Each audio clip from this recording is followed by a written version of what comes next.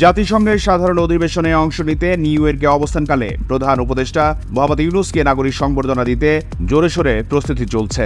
আগামী 26 সেপ্টেম্বর সন্ধ্যায় Times square সংলগ্ন ম্যারিয়ট মার্কুইস হোটেলের বলরুমে এই সংবর্ধনা অনুষ্ঠান আয়োজন করা হবে। এই অনুষ্ঠান আয়োজনে জাতিসংঘ বাংলাদেশের স্থায়ী মিশন এবং নিউ ইয়র্ক বাংলাদেশ কনসুলেট জেনারেলকে সহায়তা দিচ্ছেন সেখানে বসবাসরত বিএনপির কেন্দ্রীয় কমিটির সদস্য গিয়াস আহমেদ সহ অন্যরা। নাগরিক সংবর্ধনা অনুষ্ঠানে কেবল আমন্ত্রিতরাই প্রবেশাধিকার পাবেন। সর্বস্তরের প্রবাসী বাংলাদেশিদের তালিকা করা হচ্ছে। 7 সদস্যের প্রতিনিধি দলের নেতা হিসেবে অধ্যাপক মোহাম্মদ ইউনূসের নিউ ইয়র্কে আসার কথা 22 সেপ্টেম্বর।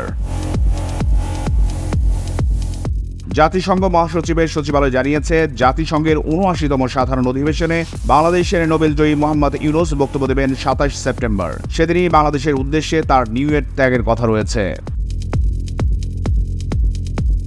এদিকে আওয়ামী লীগ সরকারের পতনের পর দলটির নেতাকর্মীদের উপর হামলা মামলার প্রতিবাদে অধ্যাপক ইউনূসের নিউ ইয়র্ক সফরকালে বিক্ষোভ কর্মসূচি ঘোষণা করেছে যুক্তরাষ্ট্র Awami League.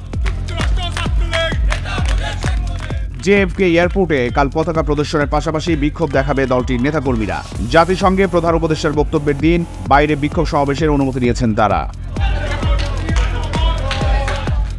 The news Bangladesh international desk.